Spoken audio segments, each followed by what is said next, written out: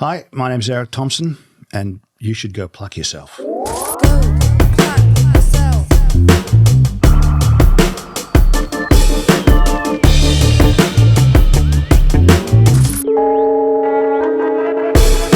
Hello and welcome to Go Pluck Yourself, the Actor's Pursuit. My name is Chris Gunn. Hey, by the way, if you're new here, welcome.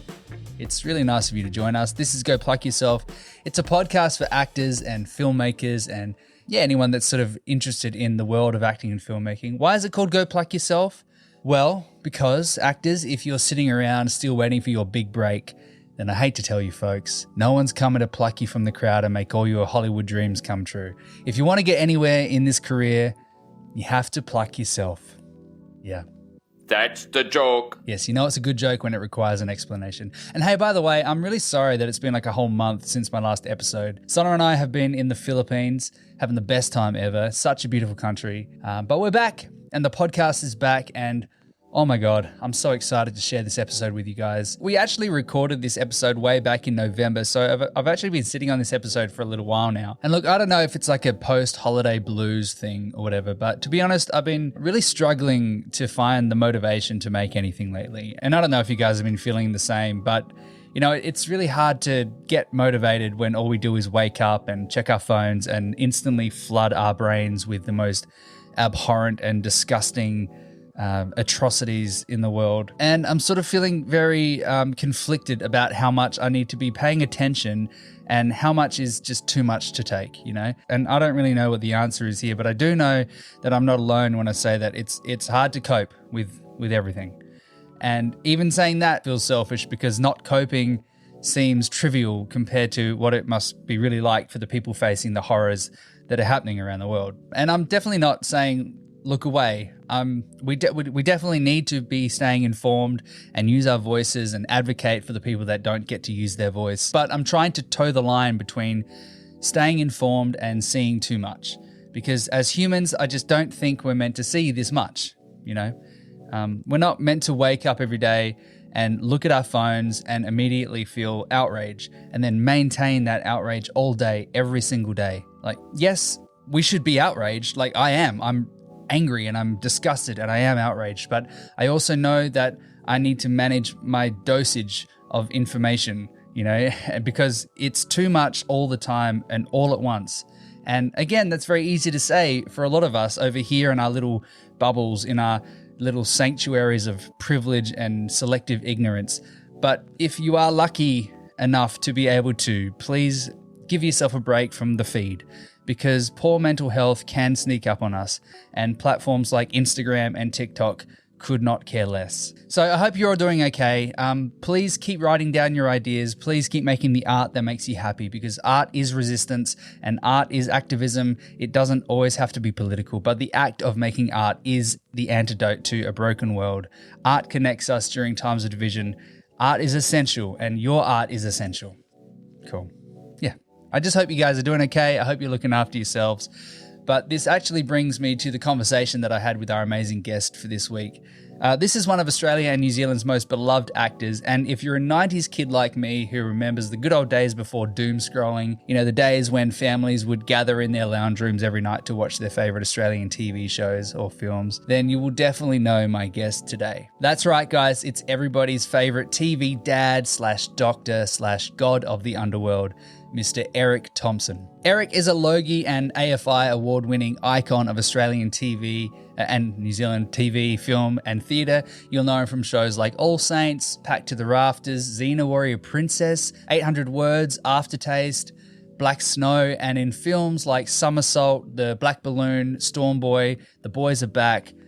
Fun fact, I was actually an extra in The Boys Are Back when I was about 16. See? There I am. Hello, Curly. Also, his latest film, Kangaroo Island, is now streaming on Netflix, so make sure you check that one out as well. I was really lucky to meet Erik a couple of years ago at a masterclass that he was running at Adelaide Studios. And you know, they say don't meet your heroes. Well, Erik is absolutely an exception to that rule because he's as down to earth and as lovely as he seems on TV. He's also been a really big supporter of the podcast, which I'm just so grateful for. And it's not your typical actor interview, which is why it sort of ties into what I was talking about before. It's a very honest an introspective and unscripted conversation.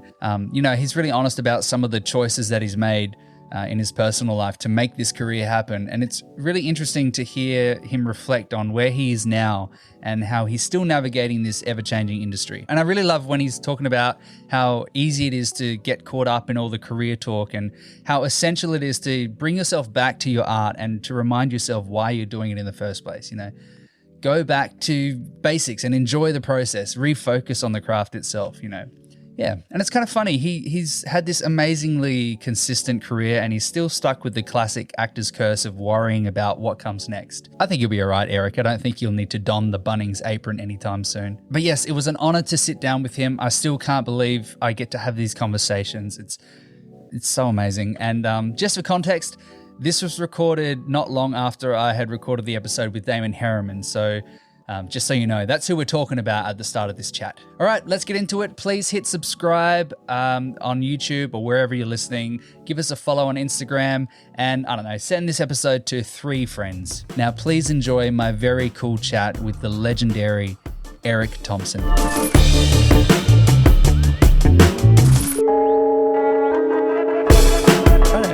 He's the nicest guy. Yeah, it's so lovely. Yeah. And he's got a long career and, really interesting, colourful career. He shows up everywhere. He's always working, He's on the go. He's on the go. He's full on. Yeah. It was cool. It was really cool. It was great to see as well. Like sort of great to see. I was just observing. I'm like, so that's the hustle. The hustle. That's how you end up in Tarantino films, Yeah, exactly. Well, and that's the thing is he's just available for work. Work drives his life. I mean, he's in the US, here, anywhere the work is, he goes. That's the big thing. How do you work? How have you sort of? Well, similar to Damon, really. Ultimately, when I started, when I left drama school, New Zealand drama school in 1990, I had this attitude that I was just going to work, and I was going to go wherever the work was. Yeah, I wasn't going to stay in Wellington or go to Auckland and just sit in Auckland and just wait for the jobs to come to me there. Yeah. And I took work. Down at the Fortune Theatre in Dunedin, there was these community theatre companies, professional, that were funded by the government, and they were professional repertory theatres where the play would run for 3 weeks, and while that play was running, you'd be rehearsing the next one during the day, and then when that one shut, you'd go into production week and you'd open again. So straight out of drama school, I did 5 plays in 6 months. Wow! And then I went to the Court Theatre in Christchurch. Yeah. That had a similar model, and I did that kind of work for a few years. I went Christchurch, Auckland, and then I came to Australia after 5 years of doing that kind of repertory thing. And so I was, I didn't, heaps of different rental houses. I just moved where the work was. So I continued working, but I was just a gypsy, and that's it's kind of been the way it's always been the way it is. I think you kind of. It seems it's the only way to go about it because you just kind of always have to have a go bag and be ready to sort of, catch the next gust of wind, Exactly. and it's that constant personal life, work life balance. Yeah. Like people who stay in the same place find that difficult work-life balance. But when you're an actor, if you want to work, you've got to be prepared to travel, and then you've got to find ways of making your personal life work. Yeah, and that's a real challenge. And over the years, that becomes harder and harder, especially when you have kids. And for the first few years, the kids are just basically just go wherever you are. But then they start developing their own. Yeah, they got their own lives. And then you have to go off and work, and they stay at home, and so you're managing to continue the career, but it's a difficult juggle. It is, yeah. I'm realizing all that. Like I'm sort of looking into the future and I'm going, how's this going to work? And then that's the big thing on my mind right now is like the sort of stress of, setting up a life that's going to work for me and, surviving and prospering and, maybe buying a house one day if that ever happens to my generation. But, and then thinking, but how am I going to pursue this thing as well? Yeah. And, you're always at this kind of crossroads. But I think maybe that feeling just never goes away. It doesn't. Perhaps the kind of work that you're doing might get bigger and might get a bit more, kind of national or international or whatever. But, I mean, I read stories about the big Hollywood stars who are dealing with that. They deal with it, but they're not just going up the road between LA and New York. They're going, to Prague to shoot a film, and then they go to South Africa to shoot a film. And you see people like Teresa Palmer, who manages to keep her family together. And it's amazing. Travel as a sort of pack, if there's anyone that if you think it's impossible to make it work, you look at Teresa Palmer's life. And you can make it work. And she's just decided that's going to be the way. And in reflection, I think, I would. There was probably times where I should have taken my family and. You make those decisions and you don't know how it's going to work out. But, it's when you're working away from home, you're busy when you're at work, but then you come home to an empty room and you're sitting on the phone, talking to your kids or talking to your wife. And it could be a lonely job. And I think there's a well-worn track there of people who've found that difficult. And I've found that difficult, but it's just, you've constantly got to be trying to hustle for work. And if things start to slow down, you speak to the agent and say, look, I'll go to Melbourne and talk to some casting agents down there. Or can you get me a meeting with someone at the Melbourne Theatre Company, or I'll go back to New Zealand and have a couple of meetings just to keep tilling the soil and kind of, cultivating an air of being available to whoever, and you'll go where the work is. Obviously, there's some jobs that they'll say, you need to be Sydney-based, and that means basically you've got to fund yourself to Sydney and put yourself up there. But I don't do that anymore. But early on, I would travel where the work was and just have to find a place to live or find a room in a house. And so where are you based now? I'm based in Hobart. Right. Yeah. Well, that's a great place. That's a great place. And these days, when I came to Adelaide, because I was living in Sydney for a long time, I did All Saints there, and then after All Saints did the Alice, and then I presented Getaway, like the travel show. And it meant that we could live anywhere as long as we were near an airport. And Caitlin, my wife, my ex-wife, she lived here. And we decided to move down here. Her family were from here. And we'd move here down to Port Wollonga. And I'd go off and do the work. And so before I moved to South Australia, I spoke to Nikki Barrett, who's a casting agent in Sydney. And I said, look, Nikki, how would you as a casting agent perceive me as an actor if I was living in Adelaide?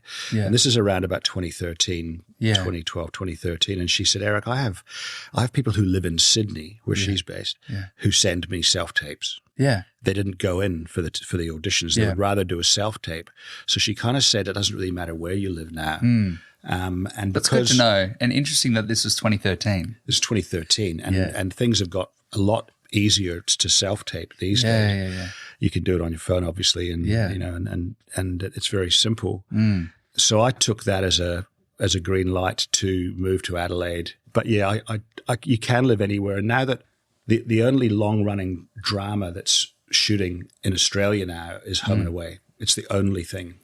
And that's 45 weeks a year. When I did All Saints back in the late 90s, early 2000s, that was 44 weeks a year. We'd shoot an episode a week. So there was a lot of long-running dramas on the free-to-air networks that you could actually work a normal job. You would be working all year or most of the year, and you could just have a relatively normal life. Whereas now the model is like 6 episodes on Netflix or Stan, or even the ABC do 6 to 8 episodes. So the shoots are shorter. So when you get a job, even if it's in another state, you're probably going to be away for 3 months max. If you're a lead, if you're a recurring character, you might fly in, fly out and get 10, 15 days work over that period of time. So really now you can be anywhere, and living in Hobart, as long as there's an airport nearby, you can send your tapes in and then just travel with the workers. So how's that? I mean, you've had this like amazing TV career since the beginning, right? Pretty much, Since straight out of, even before you moved to Australia. But how has the model affected the way that you approach work and approach your life and the choices that you make? Because it's, if you're not working for 45 weeks of the year anymore, the instability suddenly, the instability is really ramped up. And in terms of my approach to the work, I think not being in a long-running series now, and I was lucky. I kind of surfed that free-to-air network, commercial network drama from when the wave started breaking all the way to the beach. And now it's dissipated. Now it's this new model of the streaming networks and this shorter run dramas. So I think now there's probably a little bit more of an air of desperation, which is probably the worst thing you can have to walk into an audition You're with. paddling out now. I'm paddling back out trying to find a wave. And the waves are shorter. To carry on that analogy there. And, I think it's harder for younger actors because it's harder to actually make a name for yourself. Because if you're in Blue Heelers or All Saints or Water Rats or McLeod's Daughters or whatever it might be, you were in people's living rooms every Tuesday night at 8:30. They had no other choice. And it was all the family together. People weren't split up on their devices watching whatever they want to watch. They watched one show at a time. And, the Bridie Carters and the Lisa McCunes and the Georgie Parkers and the Rebecca Gibneys, they could develop their brand and their name, and they became household names, and so their careers could kick off and off they'd go into the next thing. The difference now is with the streaming services, because their audience is international, they need to be able to sell it to international markets. So they tend to try and populate their casts with one or two international actors, British or American actors in the lead roles. So having a domestic profile doesn't necessarily help you anymore. So that's the different thing. You've basically got to get the gigs on your own merit, because a lot of the times when you put a tape down, you're not doing it for the Australian producer. You're doing it for the Americans or the British producers or the international sales agent who have no idea who you are. So they're looking at you just as an actor. So you can't rely on your reputation if it's a good reputation. You can't rely on that to get you a gig. You've got to do the work, which is, it's a little bit boring, but it challenges me to actually go, if I'm going to carry on doing that or continue to do this, I've just really got to burrow into the work. I've got to do the best auditions, and and it's a kind of new world for me, really, in that regard, because I would work for Channel 7 for a long time, and I'd get offered work without auditioning. Not just at 7, but at various places, and still occasionally do. But now I'm there. It's a level playing field for all Australian actors in Australian productions. That's wild, isn't it? It's it's very daunting, because I grew up watching all the shows that you in sort of your era of TV and all the shows that you were in, and when I sort of got into the idea of into my head of becoming an actor, that was the model we're all my generation are basing it off. Like we can get on TV and all this stuff, and by the time we actually sort of come of age, like, oh, where's the industry gone? What is this? And so we're kind of just like, we're not even paddling out. We're just floundering. You're just driving around looking for the brakes. Exactly. The brakes? We don't even know where to start. We don't even know how to, it's an interesting point, really. And then I look at your generation. I see what you're doing, like say this podcast, like with the workshop that we did, and people like Nick, doing the schools and trying to work to try and to create an industry yourself, or to create an identity as actors and to feel like professional actors, even though the jobs might not be flowing in as quickly as they might have in the day. I get that sense that you're keeping yourself as ready as possible for when the opportunity arrives. And that's the key. I think so. I think waiting for that just break. Just as soon as the door opens, we're on the forefront of their minds. And you're prepared, and you're not resting on any laurels. You're working with each other. You're learning how to doing auditions. You're helping each other out, and just that persistence, I think, will eventually pay off. I hope so. Well, either the only negative side of it is that you're developing these skills that you can then pass on to other people, and you can maybe try and monetize that to try and find a way to stay in the industry while. And the industry is still working itself out. Well, that's the thing. I think it's changing so quickly, and it's going through such a transition, and I don't think it's settled into what we want it to be yet. I think it's obviously not I don't know. I don't really know the ins and outs, but I get the sense it's not making the money it used to. Yeah. And so this model can't really work forever. And so, but at some point, it's got to settle into something comfortable. And when it does, when that wave hits again, to bring back the metaphor, we might be able to ride it for a little while. We might get 5 to 10, 20 years out of it, Yeah. Hopefully. And you're right. The industry is trying to work itself out. I think the in America, if you want to, because it's got a population of 350 million. Yeah. If you want to make a show about 14-year-old skateboarders, there's probably about 5 million 14-year-old skateboarders that would be interested. So that's an audience of 5 million people. Yeah. Whereas in Australia, there might be 500,000, which isn't a big enough audience to justify or pay for that show. So because the audiences are all splintered, so the older people are maybe watching Midsummer Murders or, which is a terrible cliche to say, but perhaps, more old-fashioned kind of stuff. Yeah. There'll be the surfers who want to watch surfing stuff. There was the skateboarders. There's the, younger women who might want to watch the kind of euphorias or whatever demographic split it can be. That's kind of what the streaming services have done to the audience. They've fragmented their audience. Yeah. And I guess from their kind of business model is that they know exactly who they're pitching to. Yeah. And they can, milk that. Yeah. But whereas in Australia, we just don't have the population. But now we've got the streaming quota. And there's in my case, the jury's still out as to whether it's actually going to make a difference. I'm not sure because I don't really trust that big end of town to do the right thing. Right. They're not altruistic, they're money makers and they're internationals. Yeah. And they're not necessarily passionate about seeing Australians on television, hearing the voices, hearing our stories, seeing us do a murder mystery or seeing us do a euphoria of our own. Yeah.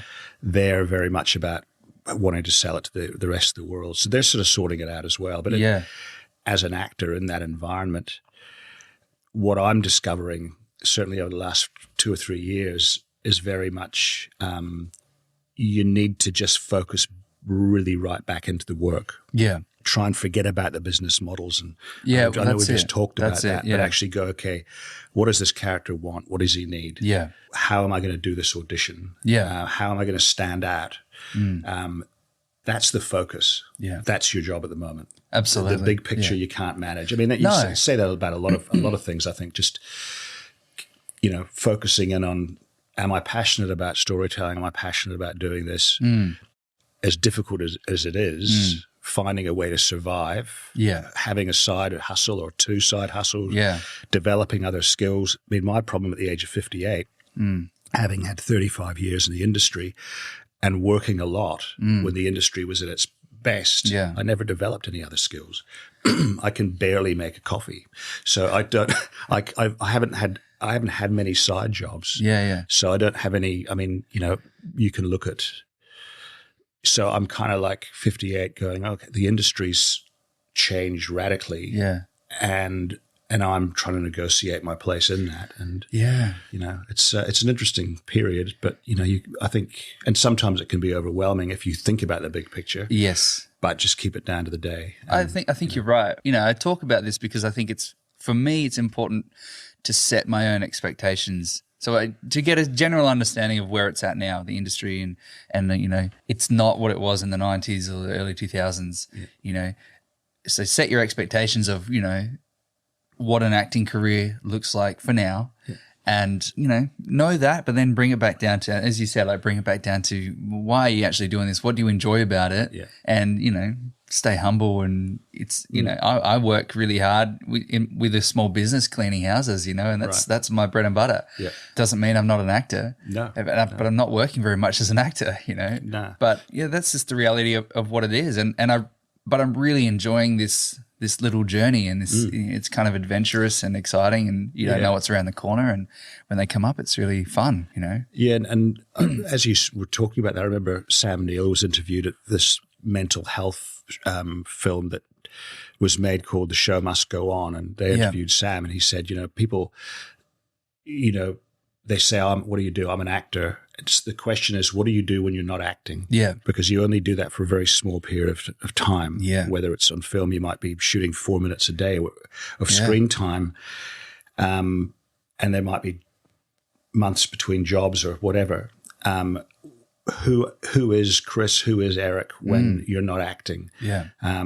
Ignoring that side is to your own detriment, because ultimately that focus and that all I want to do. I mean, you've got to be passionate. But like I said at the very beginning, being too needy. Yeah. Not that we walk into lots of audition rooms these days because there's lots more self tapes. But if you're too needy when you walk into a room, it's written all over your face. Yeah, they can smell it. Yeah. You kind of got to go. Yeah. I'm really comfortable with who I am. Yeah. I've got my life. I'm here because I'm good for this role. Yeah. And I'm going to do my best, but my whole life doesn't depend on it. Yes. Take it or leave it. I think without being arrogant about that. Yeah, of course. But that's within yourself, knowing who you are. Yeah.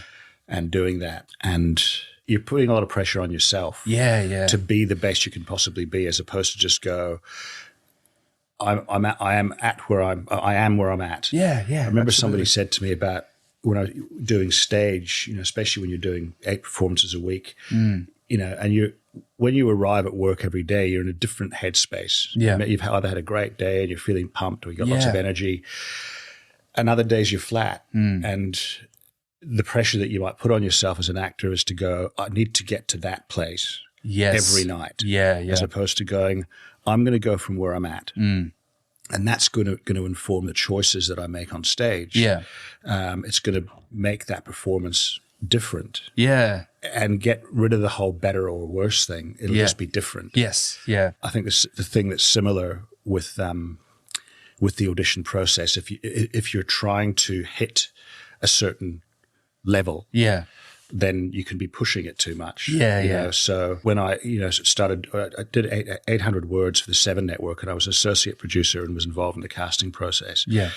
And and similarly, I was one of the producers on Aftertaste, so I was part of the casting process, watching the tapes. Yeah, right. Knowing that the actors were, at Angela Heesam's or up at Maura Fay's, and we were watching their auditions 10 minutes after they'd done them. So it's kind of in real time almost. Yeah. And then as a producer, you've got your idea of what you're trying to make. You don't know exactly what it is you're looking for. Yeah. But when you see it, you know. Yeah. And it's got nothing to do with the quality of the actors. Yeah. It's got everything to do with, does this person suddenly fit the world that you're trying to create? So what kind of performance, or not even performances, but what kind of auditions were the ones that really connected you to that person? Or because it's not, as you said, it's not about was it the best performance? Was there humanity behind the eyes? Was there a human in there? That wasn't just trying to get a role. Yeah. Well, everyone's different. I mean, and that's, they say, you get 100 people playing Hamlet. Yeah. Same lines, the same story, they're all different. Yeah. Why are they different? Because the content of every person is different. Yes. The way that they've lived and the way that they see the world, the way they interpret the dialogue, the way the things that resonate with them makes their Hamlet different from the next Hamlet. And that's why Hamlet, it's great writing because there's so much depth there. Yeah. Similar with an audition process, usually the writing isn't, Shakespeare, as good as Shakespeare, well, pretty much, a lot of the times. Yeah. But you're having to bring your interpretation of that. And I think even though you might not be the right person in the say 10 cast members that are trying to be cast, if you go in there and not try to give the director or the casting person what you think they want to see, you are being true to your own interpretation. Yeah. And you go, this is how I see it. And then if you're in the room, you'll get given a bit of direction and see whether you can actually change it. You've always got to be prepared for that. But certainly with self-tapes, you've got no context usually. Yeah. And you just have to go, okay, this is how I see it. Yeah. This is what I'm going to do. And you just kind of have to trust your instinct. Trust your instincts and trust that the value that you have as a person is different to the other person. Yeah. And as long as you're tapping into that, your audition will be different. So what stands out is, as you're saying, the humanity behind the eyes. Really, that sort of sums it up. Yeah, yeah. When you go, okay, that's good. And I see that person in this world. Yes. You've also got to take into account, and these are all things that take pressure off the actor, you as an actor, because say they've already cast 3 of the leads. Yeah. You're looking at the spectrum that you've got to fill. What will get you in that place is, does your version of the character fit into that world? And that's completely beyond your control, your power. Yeah, completely totally. beyond your power. So if you know that when you put your audition down, you're not getting the job because you're not good. You're not just not getting the job because someone's version of that fits into the world better. Yeah. So it's another thing to take the pressure off yourself. Yeah, totally. And as much as you can do that. Control. You don't have control over this. You don't have any power. No. You don't know. There's no way that you have any sort of power over the outcome of this. It's just own your version of it. Yeah. Put it out there. Yeah. Take it or leave it. And I mean, hope it fits, but And one example is in Aftertaste, Susan Pryor, who played my sister in the role in the thing. We did a recall, and she came into the room at Haysome's, and as soon as she walked in the room, we knew it was her. Because her energy was absolutely perfect before she even got in front of the camera. Because we knew she can act. She's a bloody great actor. Great, yeah. And we went, we want that. Yeah. We want that energy there. And boom, it was a lay down Mazier, basically. There was no competition. Yeah. How good is she, man? She's so good. I went to Ben Lee with her recently. Oh, really? Here in Adelaide? Well, when I had Damon on, he was like, we're going to Ben Lee tonight. Do you want to come? And I was like, I met Susan there. This is surreal, man. What a crew to go and see Ben Lee. It was like sick, I wasn't watching. I was just like, where am I right now? This is wild. Where did he play? Was he at the Theberton? The Gov. Oh, the Gov. Oh, wow, that would have been great. It was awesome, man. Yeah, it was a good night. Yeah, Susie was also. I want to get her on as well. You should definitely. Yeah, she'll have very, interesting stories and viewpoints on the career. She's been around probably as long as I have. And, certainly had an interesting career. Yeah. Well, so are you auditioning a lot these days? I mean, do you? Because back in the day, Channel 7 would just give you offers. Here's the next thing that's happening. Yeah. What's that like for you now? Are you self-taping a lot? Are you going in, or are you still getting offers for things? Or occasionally I get offers. It depends on the project. And I don't mind. I don't mind doing it. of course. Usually I would take an offer because I go, phew, I don't have to go through that process. Yeah. But it's all part of the process. Yeah.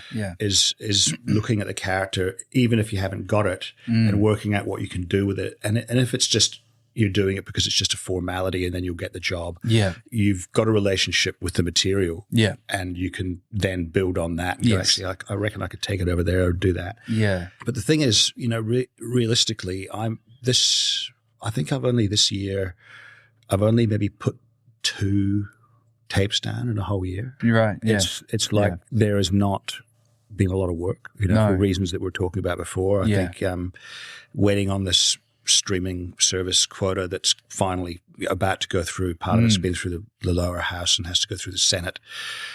But that might mean there's going to be more work coming up. Yeah. And self-tapes, again, it applies to everyone, is that you don't really know what they want. Exactly. Yeah, totally. Sometimes you can ask if you can speak to the casting director or because, again, you've got executive producers and producers who aren't Australia-based. Yeah. So they want to see everyone, unless you're Sam Worthington or Hugo Weaving, probably, and, people who have a high profile. They want to see everyone. So, it's a good leveler. Yeah. And, and humility. I think you mentioned staying humble. Yeah. I think that's super important. Totally. And it's very much part of our Australian work ethos. Yeah. Don't be a dickhead. No dickheads policy. Yeah. We're ostensibly, we're all on the same level. And I think it's good to be reminded about that constantly, as much as sometimes it's nice to be given a bit of a pat on the back and be raised up a little bit. Yeah, yeah. But maybe we could raise each other up a little bit more in Australia, instead of this tall poppy thing that feels a bit old school now. It is a bit old school. Yeah. It is a bit dull. And it really comes from, I think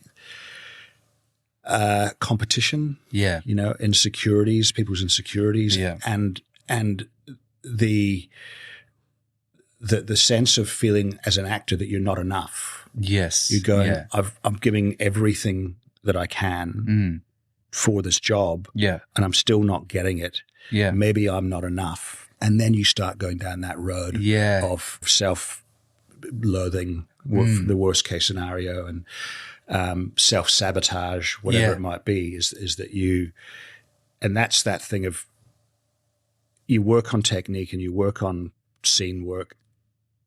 Don't forget about yourself. Yes.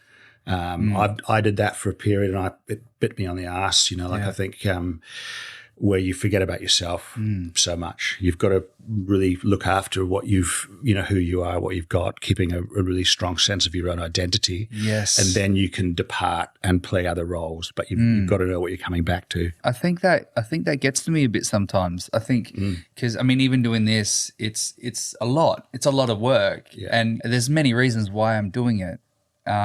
There's lots of really positive reasons why I'm doing it, but then there's also the business side of it, which is marketing. Yeah. You know, and when it becomes a lot of work and when it gets exhausting, that's when you start going down that road of, why isn't it working? I need it to work now because I'm getting tired. I'm burning out, you know. Yeah. And then that's when you start really, you know, you push or you start self-sabotaging, or you get in your head, or so we start doing bad work, you know. Yeah, and it's you know, again, that's kind of all content, and that whole idea, the struggling actor, the tortured artist. Yeah. You know, recently I was in New York recently, and I went to the hotel, Chelsea Hotel, where Dylan Thomas died, Brendan Behan died, Sid killed Nancy or whatever, and you know, and a lot of the people that lived in there back in the day during the factory, you know, Andy Warhol's factory and everything, they were all had really tortured lives. Yeah, yeah. And they all died young. And they were living this, the sort of archetypal, if you like, tortured artist. And it's just such a waste, you know. Yeah. To be creative and to put it out there, but behind the scenes to be just spiraling. Yes. Yeah. Got to look after yourself outside of it all. Hey? You do. Yeah. You do. And you know, that's becoming more and more at the forefront of these discussions, I think, you know, really preserving yourself, you know, because if you're doing a lot of work, like, so I did this show called 800 Words, and in it I played a man getting over the death of his wife. So I was a widower starting off in a new country. So I had that, I had the character's emotional plane. I was doing 70-hour weeks. I was driving myself to work, driving myself back, doing 12-hour days. Yeah. And every week, and being in pretty much every scene, having to learn lines when I got home at night. So, and for 6 months. Yeah. And so it was on my plane, and I was away from my family for the third season of that. Yeah. So you've got these different planes of emotional difficulty that you're existing in, and it kind of builds up. Yeah. You know, it kind of builds up, and then you put that in the context of a whole career of doing that, and whether they're emotional toxins, if you like, that you're clogged up with all these characters that you didn't quite get rid of, experiences, traveling a lot, whatever it might be, builds up in you over a long period of time. I think finding a way to flush that every day, whether it be meditation or making sure you do long walks or having little rituals, to be able to flush that every day, again, to come back to yourself. Yeah. What do you do? I know you surf a lot. Well, I surf as much as I can, but I mean, that's, you know, it's difficult. And I can sit here and I can tell you all these things that you should do. Oh yeah, but it's always easier said than done. It's easier said than done, and I'm aware of it. Yeah. Getting out of the head and into the body is always good. So, you know, just going for a walk in the bush, you know, or going for a surf or going for a swim, even if it's super cold, just get in that water and dunking yourself in cold Tasmanian water. I do it quite often because I just, the minute I go under, I just want to get out, and I usually do. But in that moment, I get reset. Yeah. Getting back into the body, doing it, just dropping and doing 10 push-ups. Getting out of here, because this is our friend and it's our foe. You know? And, certainly in an acting environment where you spend a lot of time with your emotions and your your own stuff and your characters. I think, you've got to find a way to remain sort of mentally healthy. And remind yourself who you are outside of acting. Who you are and what your identity is. Your place in the world. Yeah. Outside of these pretend scenarios. These pretend scenarios. Yeah. Because you never know what's around the corner. And no. A couple of days ago, I was just going, okay, I know enough to know now that if I remain hopeful, because I know that my life can change in a second with a phone call. Yeah. And a few days ago, I was just like, I don't know what's happening. Next year's, I've got work starting in June. Yeah. It's June. I mean, it's 6 months away, 7 months away. What am I going to do till then? Yeah. There's a few things that are testing for, early next year. I've kept my schedule open for potential film and television work, but it's intangible. Yeah. And then I get a phone call saying, "Do you want to do? You've been offered a theatre gig in Sydney. Yeah. Do you want to do it? Starts late March." And I have a few days to think about it, which I do, and I decide to do it. Yeah. And in those couple of days of deciding to do it, my whole approach to the structure of my life, the acknowledgement of myself as an actor, it was coming from external forces telling me that I'm okay, that I'm still good and I still have a career. Yeah. Because 3 days before I'm shit. Yes. No one wants to employ me anymore. Yeah. What's going on? Yeah. There's no meritocracy anymore. What's all my life? Yeah. And was there ever? There would have. Maybe there was back in the 90s. I think maybe there was. Yeah. Again, you're back in the 90s, you're household names and the network heads could guarantee that if you were a Logie winner or nominee, that you were going to bring audience with you to a show. So when they were casting a show, they were looking at those kind of things. Yeah. These days, it doesn't sort of really matter anymore. But that over the thing that you at the sort of relative beginning of your career and me at the sort of towards the middle to late part of my career, middle. Middle. I'll say middle. Let's not say late. Yeah, touch wood. The one thing that never goes away is dealing with dealing with these things that we're talking about, keeping focused on the work and just remembering that it's a play. Yeah. And in that word, it's play. It's play. You've got to be playful about it, even if it's a really difficult scene. And enjoy it and be present while it's happening, Be present and remind yourself of that every single day. Yeah. One way or the other, because again, the grey matter has a way of actually taking you down. Somebody said to me recently, negative thoughts, your brain latches onto negative thoughts because they're far more visceral than positive thoughts. Right. It's not as exciting for the brain to give you positivity. Yeah. But it knows, talking about it like it's a third person, but it knows that if it gives you a negative, you're going to really stew on that. Yeah. And it's going to give it lots of work to do and, Yeah. So what aside from waiting for the phone to ring, I mean, and we talked about things that I'm doing and things that Nick Launchbury's doing and us that are sort of at the beginning of this whole thing, but still trying to stay adjacent to it just in case a door opens. Yeah. Okay, if 2025 and you were early 20s or even mid 30s, I feel like I'm 20 because we all missed a bunch of years during COVID, like 20, right? Yeah, right. Yeah. The body knows that it's not, but you still feel like youth. We're all stuck in that age, right? How would you sort of approach it? Because as you said, the meritocracy's kind of out the window. Even the sort of prestige of going to a certain drama school might not make as much of a difference anymore. No, I don't think it does. We seem to be going down this pathway or stuck in this sort of avenue of online presence and just blasting your face in front of people constantly, which is what I feel like I have to do, and it feels gross. But, it's kind of where we're at. That whole self-promotion thing. Yeah. Which I think makes me lie in bed and go, oh, God, what am I doing, I'm selling myself. Literally. Soliciting.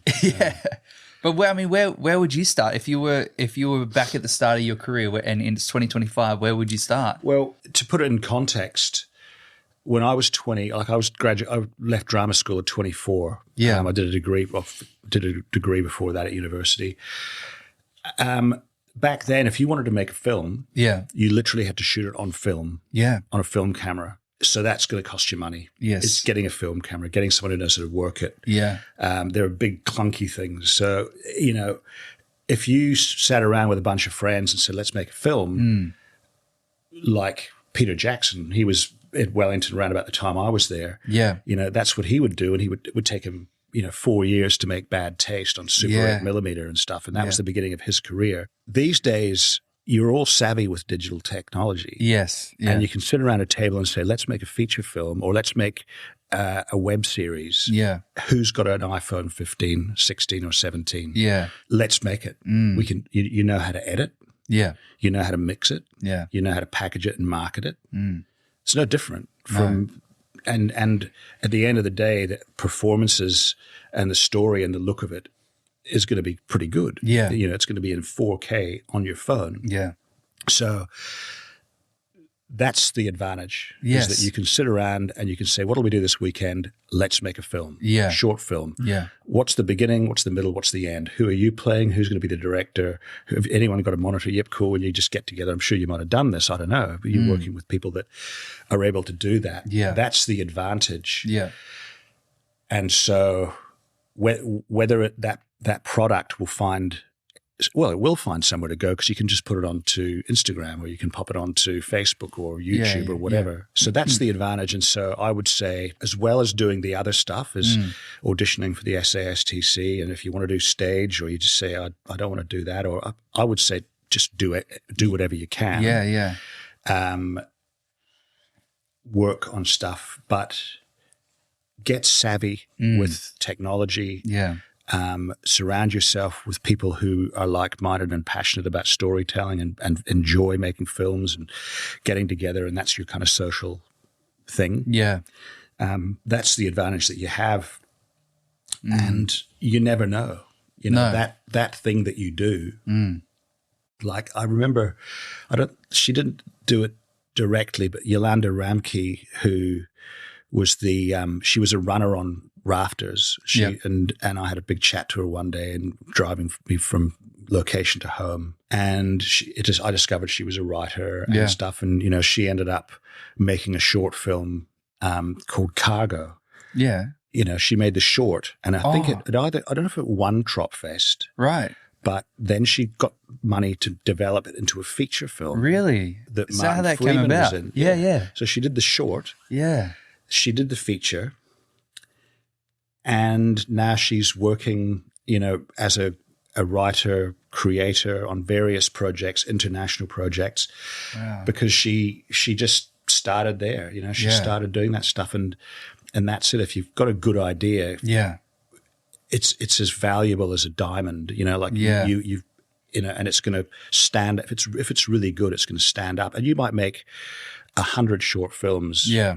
And one of them is going to be the one that's going to go viral. Yeah, yeah. Those two words. Yeah.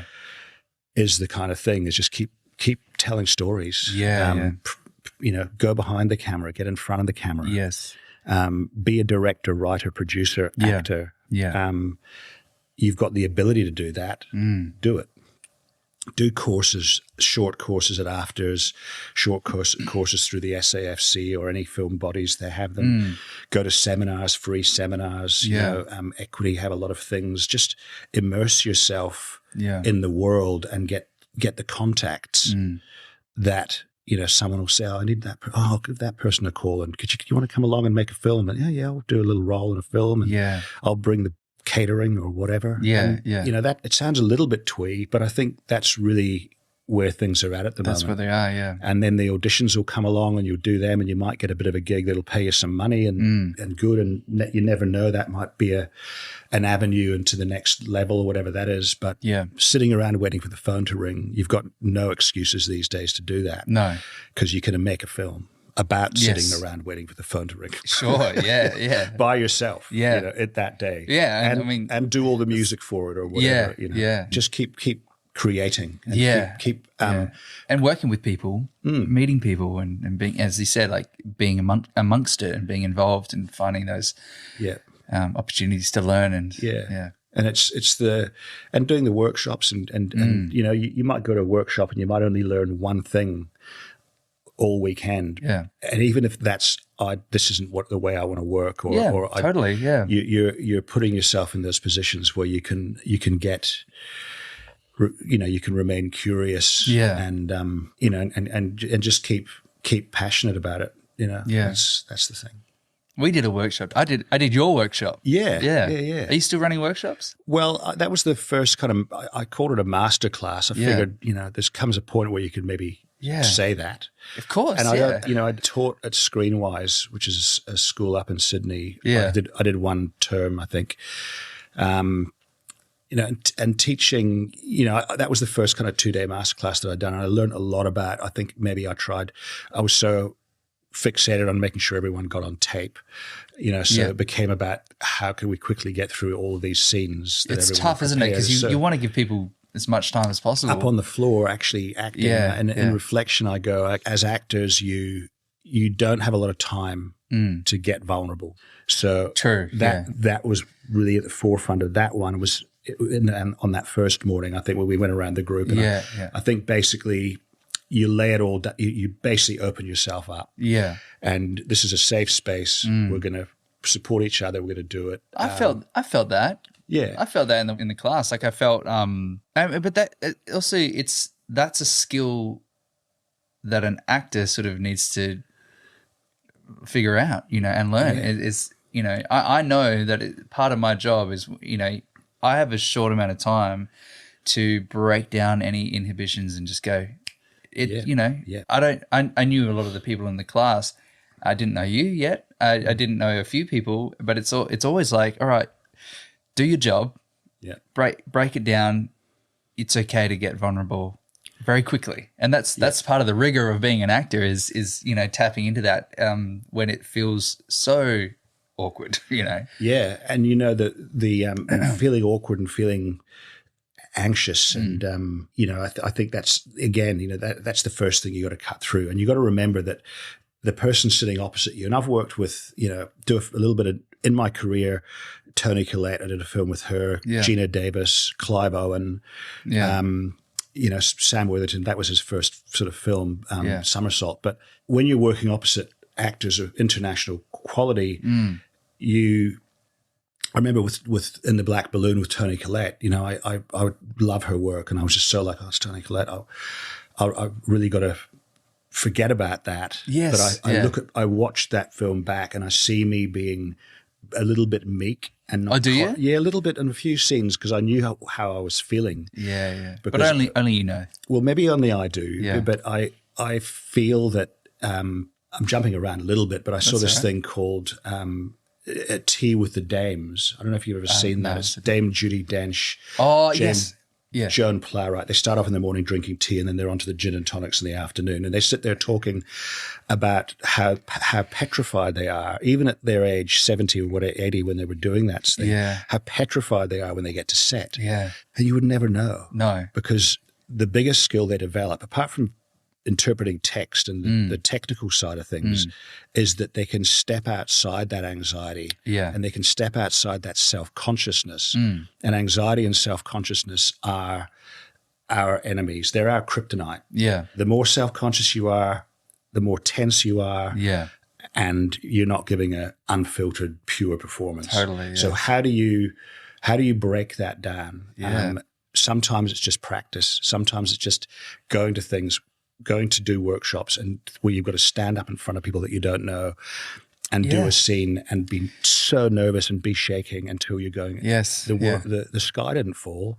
Yeah. I'm still surviving. Yeah, I made it. Yeah. And, I at the workshop that we did, I loved that because I saw, people, they were vulnerable, and I could see that some people were nervous when they got in front of the camera and how their demeanor changed as soon as they were in front of the camera.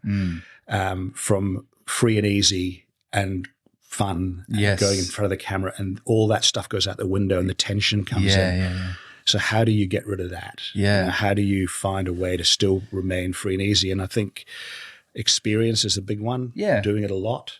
It's kind of like exposure therapy. It's exposure therapy. The more you do it, the more you're like, okay, that's what it felt like to feel really nervous in front of the camera, but do it anyway, Yeah. And maybe next time I might still feel nervous, but I'll know what to do with the nerves, you know? Yeah. Because I get nervous sometimes. I'm probably a bit nervous now, you know, but it's become like, you didn't say it's an enemy, but I kind of like, for me, it's like, it's a friend. It's like, it's there, but it's like, all right, so what? You're there. What are you? Yeah, you're just going to be there. You're going to be there. Doesn't matter. Yeah. Can you just sit this one out for a moment? I've got something to do. I've got a job. Yeah. And you can come back afterwards and we can lose sleep over it later. You know? Yeah. And you described your process and how you deal with that. Yeah. And you've learnt that through experiencing it. Yeah. But invariably, that nervous guy can't invade or shouldn't invade your performance. No. Unless you want to harness it. Yeah, totally. What did I do recently? I did something recently. Can't remember what it was. And the character was kind of anxious or nervous, and yet I didn't. Or in conversations with the director, I didn't. We had to find a way of it being the character's anxiety and nerves as opposed to mine.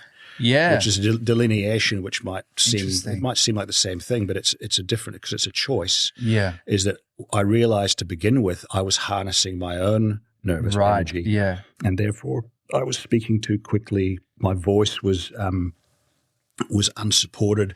It moves into your head. Yeah, physically your diaphragm tightens up. Yeah, you're not breathing. All of these physical manifestations of anxiety. That's interesting, eh? And so we had to talk about how can we communicate this character's anxiety without being anxious. Yeah, without it being yours. Because the audience might think that I'm just a nervous actor. Yeah. And I'm just trying to remember what it was. But that whole train of thought would make me anxious. So yeah, it's like, is this my anxiety or the character's? Oh my God. Yeah. It is a bit of a mind fuck, you know, when you start, we're talking and we're looping and I'm speaking to you as an actor and you understand and stuff. And I think, your audience probably understand what I'm talking about too. Yeah. It's probably an example, again, of you can go down a rabbit hole really, really quickly and it's not going to be helpful. So again, you step back and you go, okay, what do I want? Yeah. What do I need? Yes. And at the end of the day, it doesn't actually matter. Yeah. And maybe that's what that conversation ends up coming to, like with your director on that whatever the project was, is you guys you have figured that out. Oh, this is my anxiety, not the character's. Like, how do we get, and then you might end up just going, you know what? Let's stop this train of thought here. Yeah. Let's go back to basics. Yeah. What's going on in the scene? What's this guy? What is this guy? Where is this guy? You know, go back to that. Yeah, step one, you know. And all of the thought that you've been through will be there somewhere in that performance. Sure, yeah. So, you know, say you go to a read-through. This has happened a lot of times. You go to a read-through and you've got an idea of a play, let's say. Yeah. You go to a read-through and you do pretty much what you think you're going to be doing when you get to the opening night. Yeah. And sometimes you do. You know what you've got to do. The rehearsal process is to take you as far away from that and take you through a process. So you maybe arrive back at the same place, but you'll arrive back there having been through a process. Yeah. Because you'll say, okay, that might be what you want. Let's try all the other ways of doing it. Yeah. And when you come back to that, if that's the way we want to go, it'll be enriched because of it. So it's I'm curious though, like, and you know, and we were talking before about, you know, what you would do if you were to start your career now in 2025. But now, in the position that you are in now, and the fact that the industry is changing so much and has changed so much, and it's all feels a bit up in the air. What kind of things or what kind of options do you have from here? You know, because you know your answer to my question before was like, you know, go and make a film on an iPhone, right? Which is you know, fantastic advice, and which is I think what we're all kind of doing. We kind of become these multi-hyphenates, and we have to become sort of semi-experts in cinematography or at least editing or something, you know, and being able to throw something together just to make something and showcase our skills as actors, because that's ultimately what we want to be doing. But in your position, like, do you go down more the pathway of like writing and producing or directing or creating your own work? Or because I know you have done, like, you've produced various projects. Well, so when I was doing Rafters, for example, Rebecca and I, we didn't have, like credits as producers or whatever, because we came on just as actors. But when you're a senior actor in a show, you do speak to the producers quite often. And so when I did 800 Words, I said, I want a credit. I want as an associate producer. Yeah. So I could start to be part of that creative process of casting and location finding, and maybe getting the scripts after first or second draft to have a little bit of input into how they're being developed. Yeah. And then with Aftertaste, I basically took the project to Rebecca Somerton and Matt Bate at Closer, with the ABC behind the concept of us making it. And Rebecca kind of was the producer in the way that went through her company, and she knows how to put together a show, the legalities, all of it. And I was much more a creative overseer of how things went. I was in all the writers' rooms. So I've got a pretty good idea of how shows put together with those big models, with networks, getting notes from network executives and all the helping hands and the hurdles that funding bodies and distributors all do it. But where I'm at now is, so having been in the industry for 35 years, I've worked with a lot of different directors and producers and writers. Yeah. So, for example, I just got onto LinkedIn recently, and I sort of, got connected with all these people that I know in passing, but are of kind of my generation, or sometimes a bit younger, sometimes a bit older, who I might want to work with. Yeah. And I saw a writer and I contacted her, and we had a message back and forth. I said, I'm living in Hobart, and I said it'd be a great place to do a show. Yeah. And we flung back and forth a couple of ideas, and before I knew it, she'd written something up. Nice. And then we took it to a production company, a big production company, and they love it. Yeah. And so we're having a chat today, actually, on a Zoom about what the next step is. Yeah, yeah. So that's kind of at that macro level. Yeah. It's kind of the same as getting around with your mates and an iPhone at one point, but you're getting around with your mates who happen to have done that 20 years ago. Yeah, yeah, yeah. And now they're all in positions where they've got direct access to funding bodies, and they can ring up someone at Screen Australia and say, what about this? Can we have a meeting? When's the next applications close? Yeah. So you're thinking about markets, and a lot of people are doing that. And at the moment, we've got a real glut in development and then a bottleneck because there's not a lot of people who are buying the shows and making the shows. So you've got everybody's in development at the moment, waiting for the dam to burst or whatever. And hopefully it'll mean that over the next couple of years with this new legislation, we'll just see production of Australian stories ramp up. Now, I'm really hoping that happens. Yeah. The cynic in me goes, and hopefully there'll be a boom time. The cynic in me is just protecting myself a little bit. Of course. Because I don't want to get too excited. But so in terms of what I do, I mean, I want to continue to, I love creating and being part of a creative process. Yeah. Sitting around in a writer's room is great fun because you got all these people and they all take parts of themselves. They put it on the table and they'll say, I've got this story at this time. It might be pertinent. You go, that's great. Yeah. Why don't we weave that into episode 3? Yeah. And suddenly you've got all these people becoming this kind of, one brain and then seeing how it all develops and then getting on set and shooting it and then launching it. So over the last few years, I've kind of wondered whether that would ever happen again. And you never know. It might not, but if nothing else, you've always got to remain hopeful that you're going to, something is going to happen. And, you talk about production companies having slates.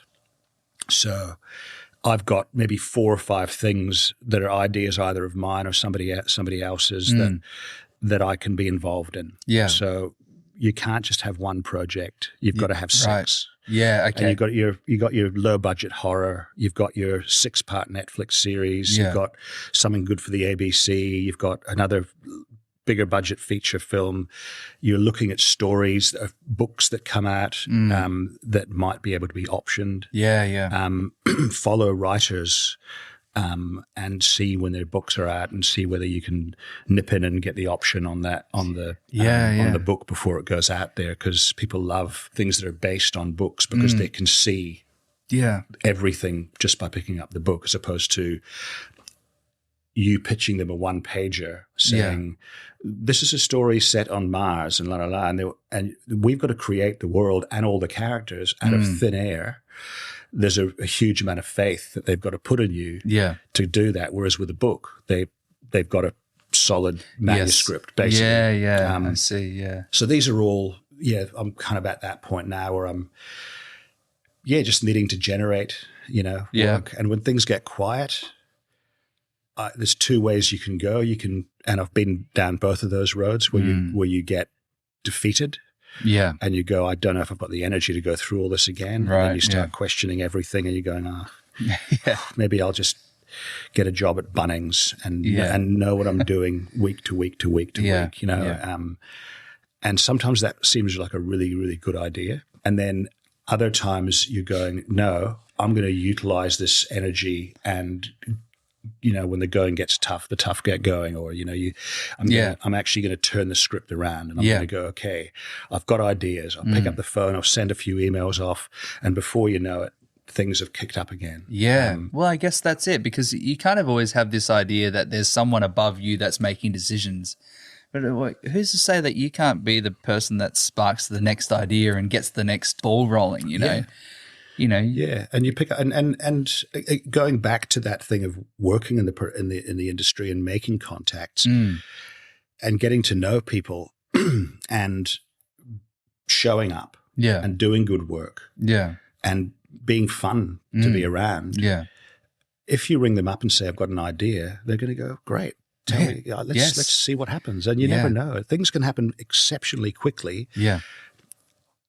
Or they can't. But, there's always the chance that they will.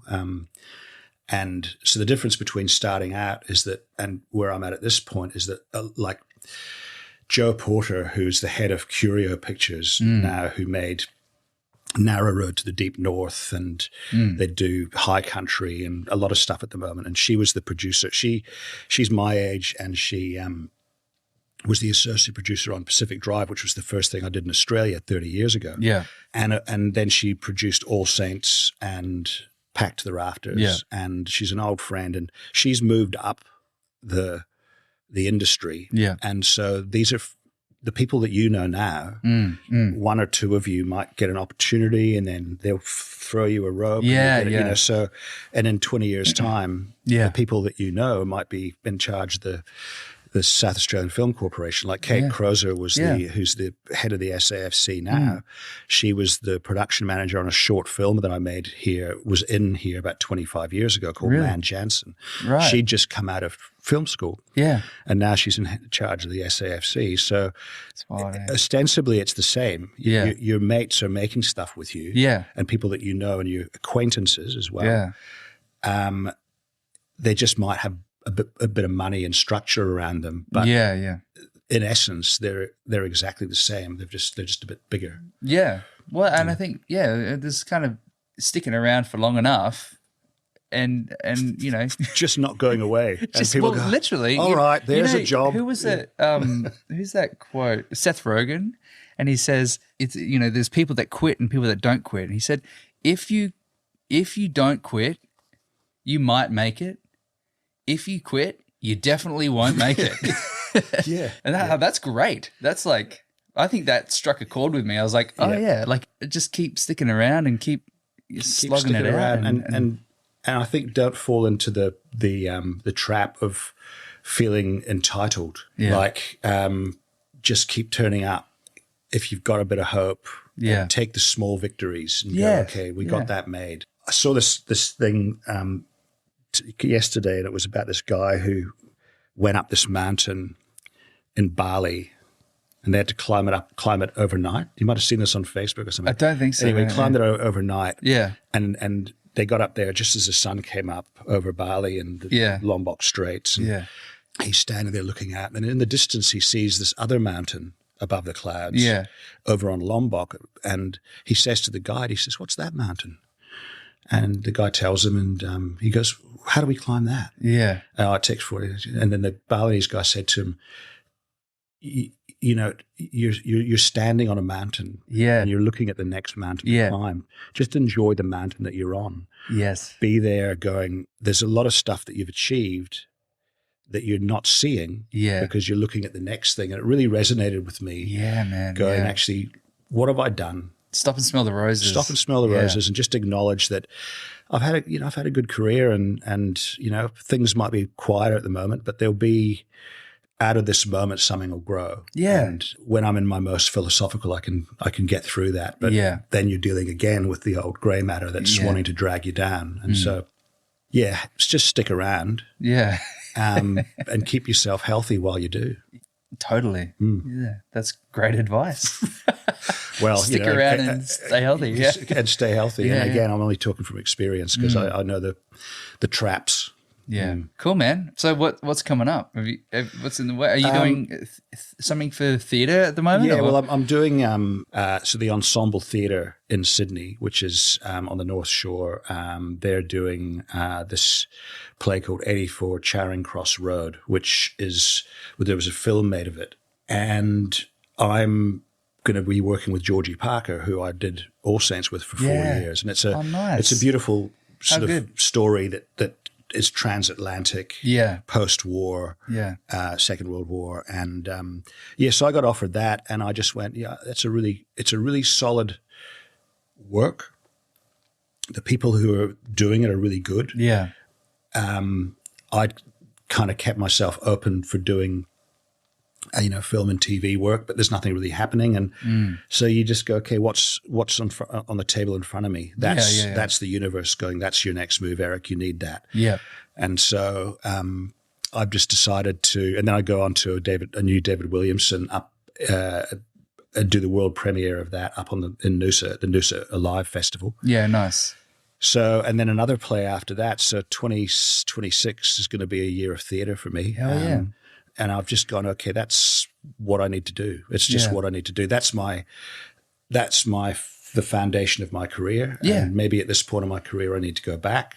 Well, it's always going to be there. It's always going to be there. AI is not going to take that one. It's not going to take that one. No. So, I'm looking forward to it. It's going to, when you have a lot of time away from work, you start questioning your validity. And going, who am I? What do I do? Yeah, yeah. So to be given the opportunity to remind myself of the craft. Yeah. I think theatre is great like that. Theatre is great like that. If you can come back to it at least every now and then and just give yourself a bit more time with a project and amongst the cast. I mean, I've never done TV. I've never, had the experience of like a long running TV series like you have. Yeah. I can imagine it's a similar camaraderie, that you develop as in theatre, but also you're learning from all these other actors that you're working with all the time. Yeah, you're learning in theatre too. We talk about often, that's the dog. Howling. She goes, shut up. I'm trying to sleep. Yeah. We talk about acting process and everything, and then you do an audition and you're just glad to get to the end of the audition without forgetting your lines. Yes, yeah. You're thinking about interpretation of the character and the way I'm going to move, the physicality and all that kind of stuff. All these things that when you do film and telly, you don't really have a lot of time to think about that. Whereas when you do stage, you can really burrow into the whole physicality, the voice. Yeah. You can go back into backstory and you can really start to think about, the use of props and all these fundamentals of acting. Yeah. And you have time to do it. Yeah. Whereas you do TV, especially if you're a guestie or you come on and you're just in a small role, you got to hit the mark, you got to get it out, and you got to go. Yeah. And then you walk back and you go, all my years of studying Stanislavski hasn't helped at all. Yeah, yeah. Whereas when you do theatre, you get an opportunity to kind of really refine again, come back to the basics and fundamentals. I know. This dog. It's so good. I put her next door because I thought then she'll be quite, because she'll bark. If someone comes to the door, she'll go crazy. Does she usually in here with you, is she? Well, she's usually in the house. Oh, right, yeah. But I put her next door because I thought at least she won't bark. But she could probably hear your voice, you know. Maybe. Yeah. It's so good. Will it get in the mic? I can hear it, yeah. Oh, you can hear it. But that's all right. It's okay. She's only just started doing it. Well, now we're talking about it, so we understand. Well, the audience are part of this now. They are. They know. Yeah. Well, she wants to be part of the podcast. Yeah, she's got things to say, obviously. Yeah. My God. You better go and get her. Should we wrap up? Yeah, let's wrap up. What else? Kangaroo Island's out on Amazon Prime. And it is. Is it out in cinemas soon? Do you know? Kangaroo Island's been... Oh, is it done? It's done. We better cut that out. Well, what should we say about it? So Kangaroo Island, it had a limited release. It did pretty well. It took $500,000 at the box office, which is pretty good for a film that had very little promotional marketing budget. Yeah, and word of mouth was fantastic. I just went across to New York. It closed the Chelsea Film Festival. And I was sat in the theater. All the cast were there, all the main cast. Yeah. And we sat in a theater in New York with a bunch of New Yorkers. Amazing. And watched Kangaroo Island on Manhattan Island. Yeah. From a little, out there to that. Yeah. Our island's a little bit different to yours. It's a little bit, It's bigger. Kangaroo Island's bigger than Manhattan Island. Yeah, There's only like 5,000 people on it as opposed to Manhattan with 30 million or whatever. Yeah. 15 million. But KI's available to rent, but it's also going to be out on a streamer soon. So, I think that'll probably come out, and hopefully it's going to get a limited release in cinemas in the US. So, great. Yeah. Nice. But it's a difficult road. I mean, like a low budget horror film, can potentially take $50 million at the box office because people love horror. It's a genre. Whereas a family kind of drama has a much smaller appeal. Yeah.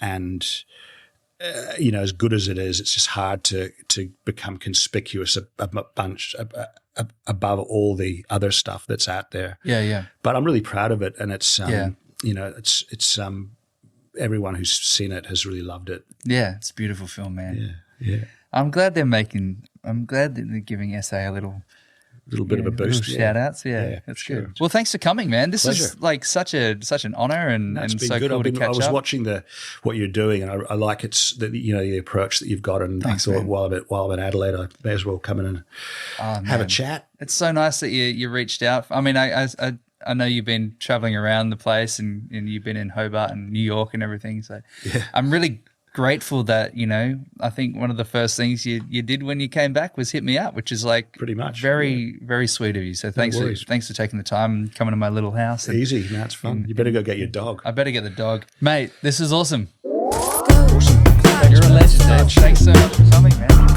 Man, what a cool guy. Erik, honestly, thank you so much for coming on, man. Thanks for the support and the honesty and the insights. I really am so grateful that you took the time, man. Guys, if you're in Sydney, please make sure that you get tickets to his show, 84 Charing Crossing. That's the name of the show. It's not the address. It's at the Ensemble Theatre, which is opening on the 1st of May and running until the 13th of June. And hey, give him a follow on Instagram at Erik.Thomson. That's Erik with a K. And don't you dare put a P in Thompson. And also, while you have the app open, give the podcast a follow at Go Pluck Yourself Pod. And give me a follow at featuring_Chris_Gunn. And whether you're watching on YouTube or listening on your preferred podcast platform, please make sure that you hit subscribe or follow. It's the easiest way to support the show. And hey, if you really want to support the show, you can do that by signing up to the Patreon at patreon.com/GoPluckYourselfPod and contributing as little as $5 a month towards the show. Guys, this thing is entirely listener funded by you. You're the listener. I'm not beholden to any advertisers yet. This is completely independent. So if this podcast fires you up creatively, please do me a favor and type that link into your browser to become a patron. That's patreon.com/GoPluckYourselfPod. If you're on an iPhone, don't use the Patreon app, as Apple will take 30% of your contribution just for using their app because they're greedy as fuck. But you can avoid that fee by simply signing up using a web browser like Chrome or Safari, which you can use on your phone. Just don't use the app. And by the way, thanks to everyone that's already signed up.